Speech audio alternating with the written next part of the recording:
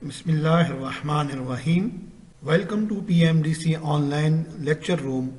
This is Muhammad Arif, lecturer in Islamic education, PMDC Boys Hayatabad. آج کا عنوان ہے رسول کی ضرورت.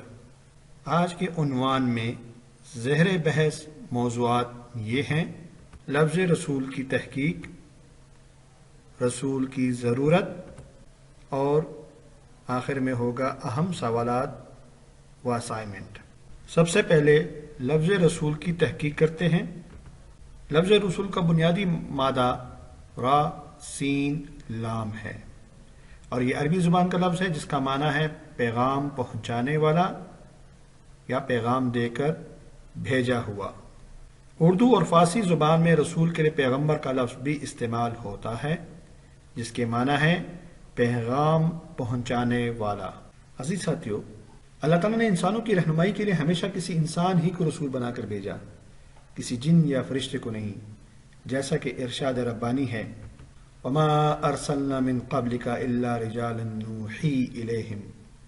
سورہ نحل کی آیت نمبر 43، جس کا ترجمہ ہے: ہم نے آپ سے پہلے بھی جب کبھی رسول بھیجے ہیں تو آدمی ہی بھیجے ہیں جن کی طرف ہم وہی بھیجتے تھے. بعض لوگوں کو یہ غلط فہمی تھی کہ انسان رسول یا نبی نہیں ہو سکتا، رسول تو کوئی فرشتہ ہونا چاہیے. اس کے جواب میں اللہ تعالیٰ نے فرمایا: قُلْ لَوْ كَانَ فِي الْأَرْضِ مَلَائِكَةٌ يَمْشُونَ مُطْمَئِنِّينَ لَنَزَّلْنَا عَلَيْهِمْ مِنَ السَّمَاءِ مَلَكًا رَسُولًا. سورہ اسراء آیت نمبر 95، جس کا ترجمہ ہے: کہہ دو کہ اگر زمین میں فرشتے اطمینان سے چلتے پھرتے ہوتے تو ہم آسمان سے ان پر فرشتہ ہی رسول بنا کر بھیجتے. اللہ تعالیٰ براہ راست کسی بھی انسان سے کلام نہیں فرماتا، جیسا کہ ارشاد باری تعالیٰ ہے: وما کان لبشر ان یکلمہ اللہ. سورہ شورا کی آیت 51 کا کچھ حصہ ہے یہ، جس کا ترجمہ ہے: اور کسی بشر کا یہ مقام نہیں کہ اللہ اس سے روبرو بات کرے. یعنی وہ اس قابل نہیں ہے کہ اللہ تعالیٰ اس سے آمنے سامنے بات کرے. تو اللہ تعالیٰ اور انسانوں کے درمیان رابطے کے لیے ایک ایسے واسطے کی ضرورت تھی جو کہ اللہ تعالیٰ کی طرف سے منتخب کردہ ہو، جس پر انسان بھی بھروسہ کر سکیں. اس لیے اللہ تعالیٰ نے رسول اور انبیاء علیہ السلام کا سلسلہ جاری فرمایا. ہر نبی اور ہر رسول اللہ تعالیٰ کی طرف سے منتخب کردہ تھا، اور انسانوں کو ان پہ بھروسہ تھا، ان کی سچائی پر، ان کی ایمانداری پر بھروسہ تھا، کیونکہ نبوت ملنے سے پہلے بھی انبیاء علیہ السلام اپنی قوم میں پاک باز، نرم خو، نیک طینت، سچے اور ایماندار ہوتے تھے، تاکہ اللہ تعالیٰ کا پیغام سناتے وقت کوئی ان کو بے اعتبار یا جھوٹا نہ کہہ سکے، اور وہ دعوے سے کہہ سکیں: فقط لبثتم فیکم عمرا من قبلہ افلا تعقلون.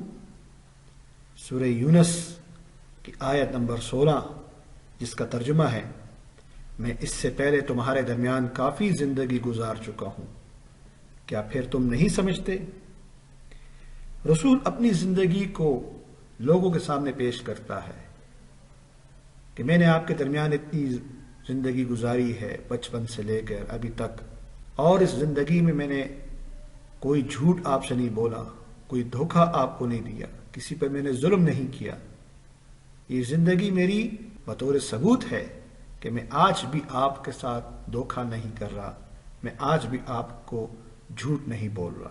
دوسری طرف اللہ تعالیٰ نے بھی رسول کی بعثت کا مقصد بیان کرتے ہوئے ارشاد فرمایا ہے: وما ارسلنا من رسول الا لیطاع باذن اللہ.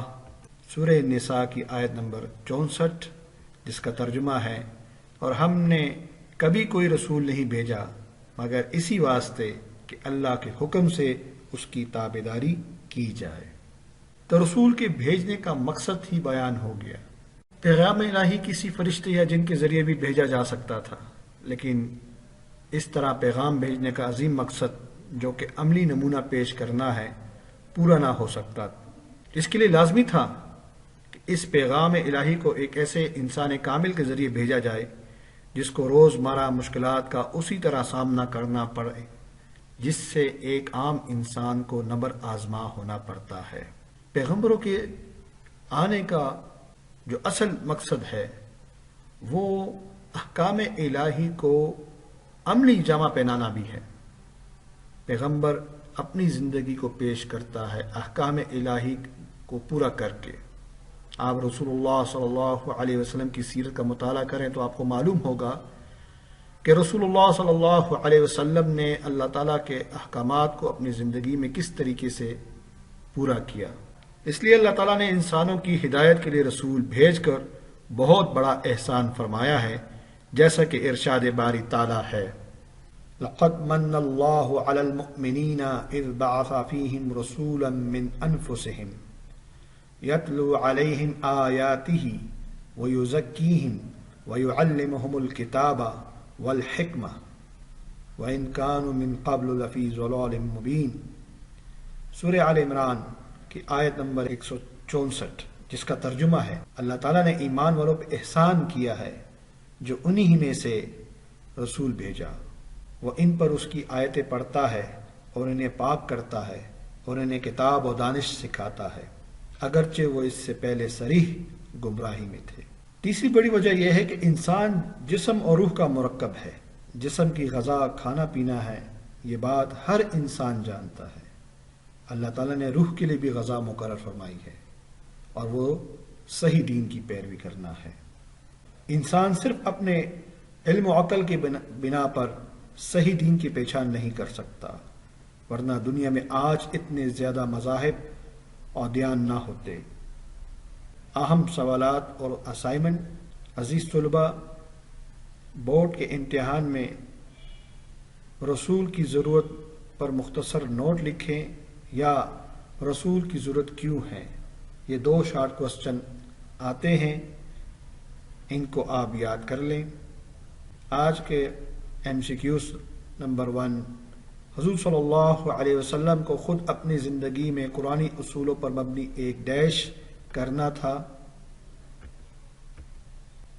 دوسرا MCQs ہے، اللہ تعالیٰ نے انسانوں کی ہدایت کے لیے ڈیش ہی میں سے رسول بھیجے۔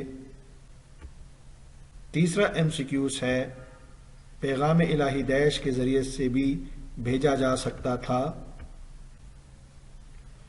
ان سوالوں کو آپ یاد رکھیں اور ان MCQs کو بھی یاد رکھیں۔ شکریہ۔